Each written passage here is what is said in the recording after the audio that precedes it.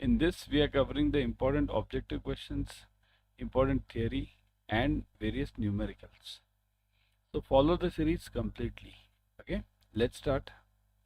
Okay, so first question: the credit arranged by the buyer, importer, from a bank or financial institution outside India to settle the payment of imports is called as. Now understand this question properly. The credit arranged by the buyer from a bank, okay, outside India. So buyer from a bank outside India means what?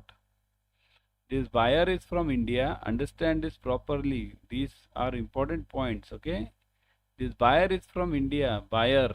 Okay, and now this buyer is arranging for credit from some bank in foreign. Let's say USA. USA. Let's say Citibank. Okay, Citibank. So this buyer is arranging for credit. So loan is given by Citibank to this buyer in India.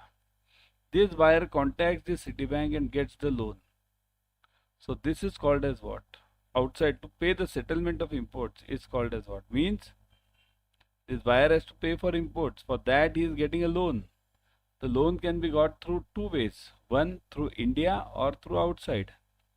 If he gets through India, then it's a simple loan. If he gets through foreign bank, then it's called as what? Buyer's credit, supplier's credit, trade credit, or ECB. Think over it, everyone. Answer it properly. After thinking properly, answer it. You'll get confused in two parts, I'll tell you. What are those? Okay, I'll give you the hint in this. Answer is between A and D. A and D. Now you think over it.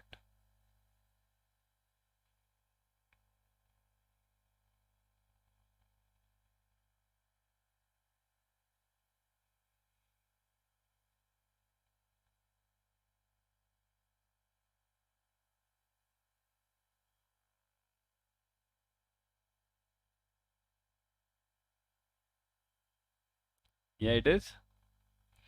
Here the answer is called as buyer's credit. Remember this. Buyer's credit it is called as.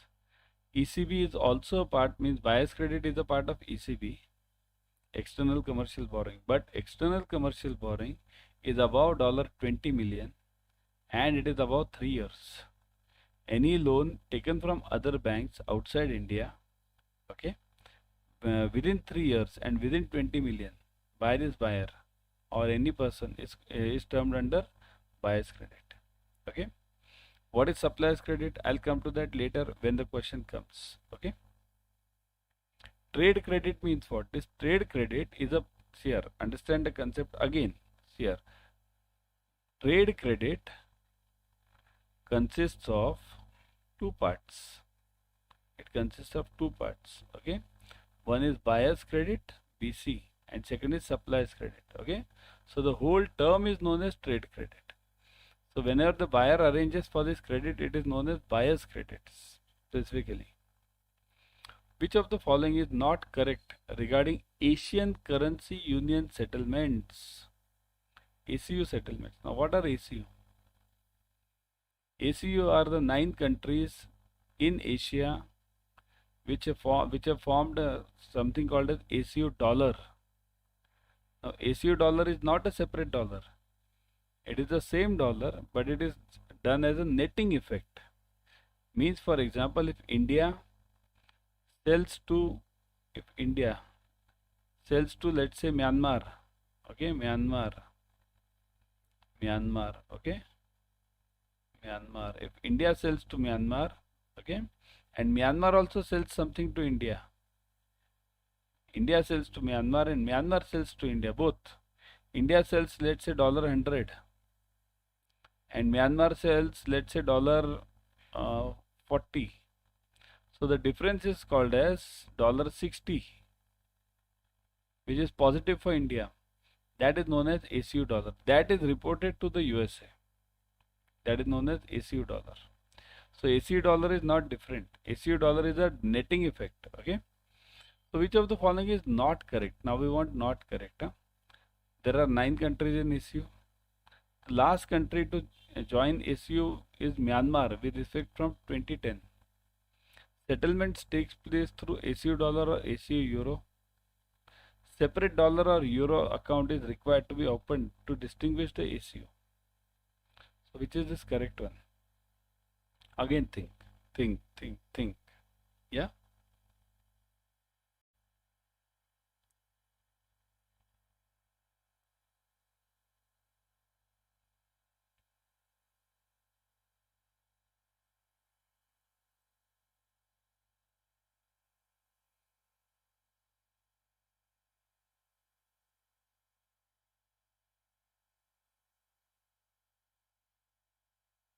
it is. Which is the wrong one? Wrong one is this. The last country to join ACU is Myanmar. Myanmar with effect from 2010. Myanmar is not the last country. Okay, Myanmar has joined long back in 2003, 4 almost 2, 3, 4. At that time, remaining all are correct. There are 9 countries in ACU. Okay, settlement takes place through ACU dollar or ACU euro. Both of them are there. Separate dollar or euro account is to be maintained. So we need to have a separate ACU dollar account or ACU euro account with the banks which we deal in within these countries, these 9 countries. Okay. Now there are these 9 countries. I can tell you some names: India, Pakistan, Burma, then what? Myanmar, Nepal, Iran, 6, and there might be 3 more. Okay. So these all 9 countries form together the ACU unit. Okay. Export declaration form is not required to be submitted by the exporter if the value of the export consignment is. So EDF is not required to be submitted if the value of the export which is to be made is up to USD 1 lakh, up to USD 50,000, up to USD 25,000, and up to USD 10,000. Think over it now, everyone.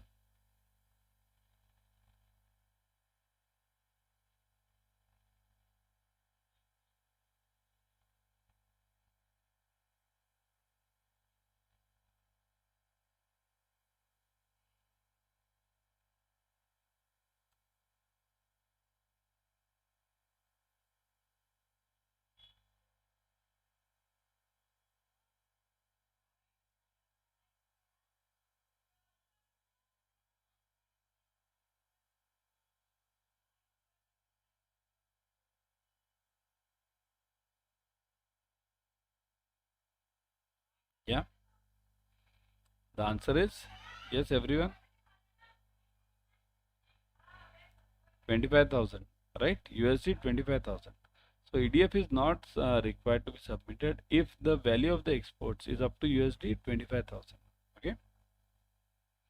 Everyone subscribe to Officers Adda 24/7 YouTube channel right now, because in this channel you will be getting the latest updates of from IIBF. Number one, number two, free YouTube series on all the subjects of your JIB and CIB plus other bank promotion exams.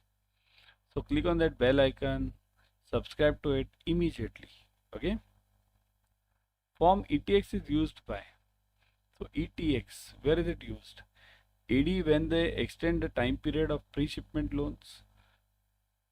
AD when the post-shipment loan is written off. Exporter while seeking the extension of time for realization of export bill. Exporter for seeking extension of time for extending the period of pre-shipment loan. Now, what can be the answer of this? When they extend the time period of pre-shipment loans, or written off, or extension of time for export bill, or pre-shipment loan. Think over it. How many of you have started the studies? Tell me. Sincerely tell me. How many of you have started the studies? Type in the comment section if you have started the studies. Give me the answers also in the comments only. If you have started.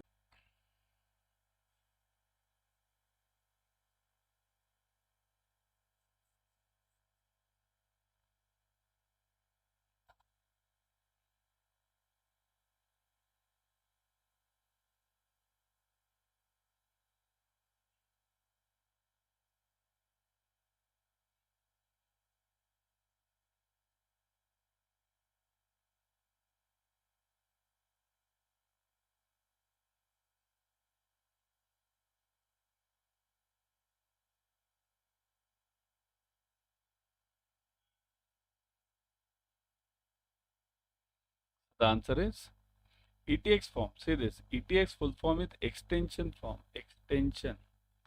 Actually, it should have been EXT, but they call it ETX. Extension. The extension is always received for realization of export bill. Whenever your export bill is not realized within the time, now what is the time period? It is generally, earlier it was 12 months. Now because of that COVID, RBI started 15 months. Okay. So if your bill is not realized within 15 months, then you'll have to submit the ETX form to RBI through the AD, means through the bank. Okay. The credit directly extended by the overseas supplier to the of goods to the importer is called as. I told you I'll be discussing this supplies credit when the subject topic comes. Okay. So now think over it. What did I tell you? I'll be discussing the supplies credit when the topic comes. So now the topic has come. See this. What did we discuss earlier in buyer's credit? This was a buyer. Buyer was from India, right? Buyer. Buyer was from India. He arranged for the credit from USA. USA. Some bank he arranged. Bank. Okay. Bank. So bank gave him the loan. Okay. And then what did he do? By getting this loan, suppose loan was received from this bank in USA. So this loan is received by this buyer, and this buyer paid the supplier immediately. This buyer paid the supplier right now, immediately, today only. Okay, this was paid immediately. Okay. Now the difference between supplier's credit and buyer's credit is, here this bank is not giving the loan, so this is not there. Only this part is there. So here what will happen? This immediately will not be there. So this supplier will be supplying to this buyer with a credit period. Credit period means the supplier will be supplying for, let's say, 2 months, 3 months duration. Means I'll give you the goods now, you pay me after 2 months. So whenever any goods are sold on credit, on udhari, then that is called as what? Credit directly extended by the overseas supplier. So that is called as buyer, supplier, trade and ECB. Answer is simple. ECB, supplier's credit, right? Again remember, buyers and suppliers are the part of trade credit only. Okay, remember this. Got it? Next one.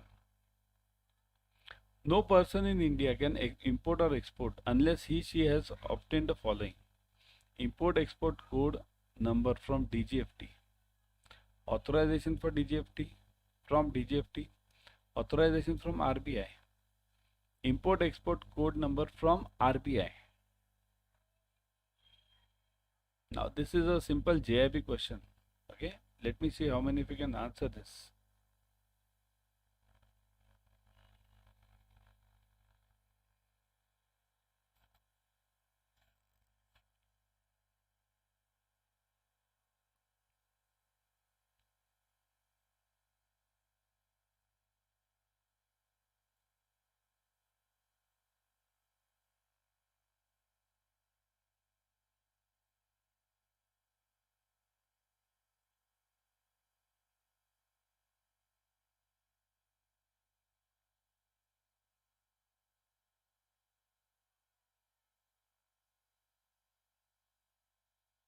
Got the answer?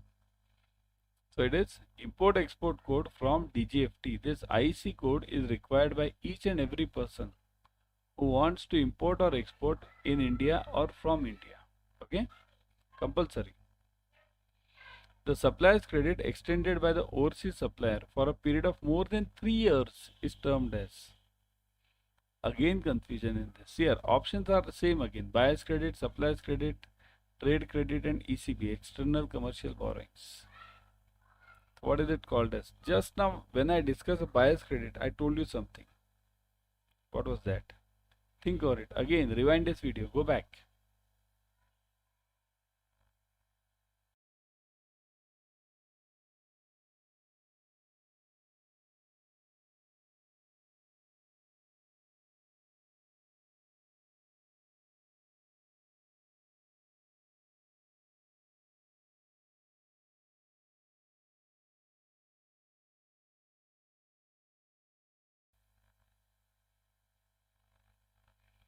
So I told you that it is ECB, external commercial borrowing. Whenever any loan is beyond 3 years, it is called as ECB. See here, it's simple. Okay, below 3 years, less than 3 years, and 3 years and above. What 3 years over here? Okay, so it is ECB over here, ECB, and this is trade credit, trade. Now this trade credit is of two types: buyer's credit and supplier's credit. Okay, this is a basic classification between all these. So the answer over here is D, ECB, external commercial borrowing. Okay, the decrease in value, foreign value of value of the foreign exchange rate, which is done during the market due to the market forces, is called as what? So decrease in value of the this foreign exchange, which is done due to the market forces, is called as what? Think over it. What will be called as? Now look at the options: appreciation, depreciation, devaluation, and revaluation. Quite simple to answer. Think over it. Think over it.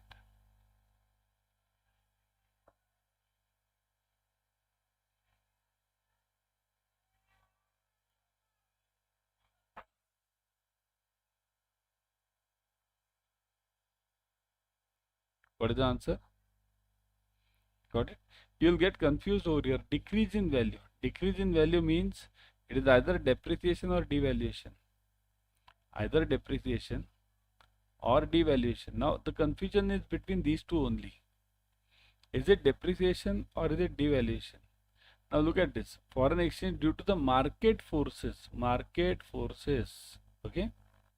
Now this is a trick. This will separate this depreciation from devaluation.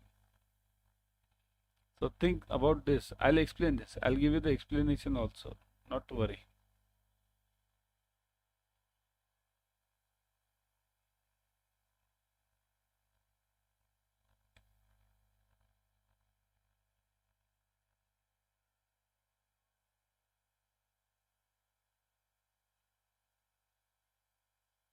It is, see here, whenever market forces do anything, it is called as depreciation. Market forces. Okay, I'll mark this over here. Market forces. And devaluation is done when? Then I think so. There's a next question. Let's see. Is it there? Let me see if the question is there. No. So now I'll answer here only. Okay. So if it is done due to the government pressure, government interference,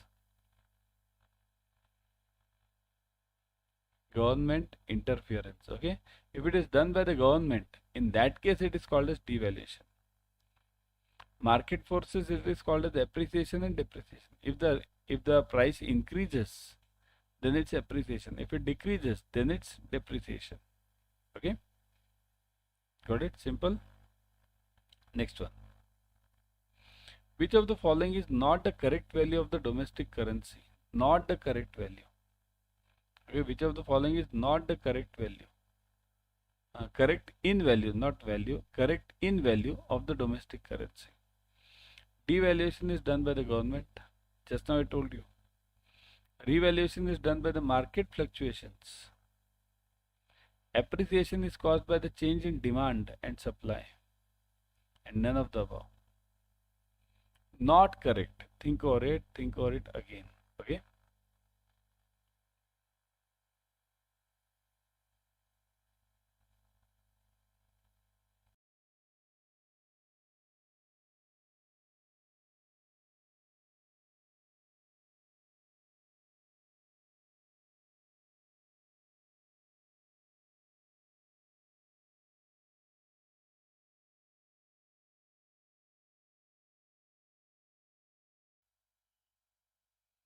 What do you mean by not correct? Not correct. Okay. Devaluation is done by the government. Okay. So is this correct? What did I tell you just now? Appreciation, depreciation is done by the market forces. Devaluation and revaluation is done by the government. So this is correct. So this is true. But I want false. So this is not the right answer for me. Revaluation is done by the market fluctuations. This is the catch. Okay. So this is false, right? Appreciation is caused due to the change in the demand and supply. So demand and supply, that is appreciation, depreciation. So that is true. So we want not correct. Not correct is this. B is the answer. Revaluation and devaluation are done by the government. They are not done by the market forces. Okay. Market forces do appreciation and depreciation. Okay. Again, everyone, subscribe to Officers Adda 24/7 YouTube channel. Also, download this Adda 24/7 app on your mobile. Both the things you should do it now. Okay. Which of the following is correct? Devaluation in value of the domestic currency is caused due to the fluctuations in the demand and supply. Devaluation in the value of the domestic currency is done intentionally by the government. Appreciation is done intentionally by the government. Both A and B.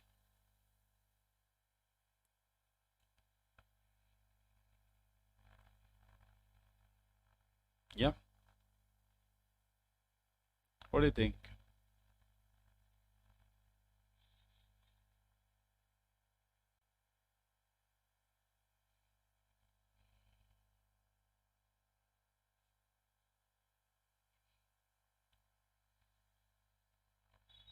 I'm watching you. What should be the answer? Think over it. In the comment section. Give it in the comment section, everyone. Yeah. What is the answer? Yes, everyone. Devaluation in the value of the domestic currency is caused because of fluctuations. Devaluation is done by the government. Revaluation is done by the government. So this is false, right? So this is false. Devaluation in the value of the domestic currency is done intentionally by the government. Done. True. So one, I got it true over here. Appreciation is done intentionally by the government. Appreciation is done by the market forces. So this is false. Both A and B, that is obviously false. Okay, so the answer is B, only B. Okay, which of the following is correct? Only B is correct. Got it, everyone?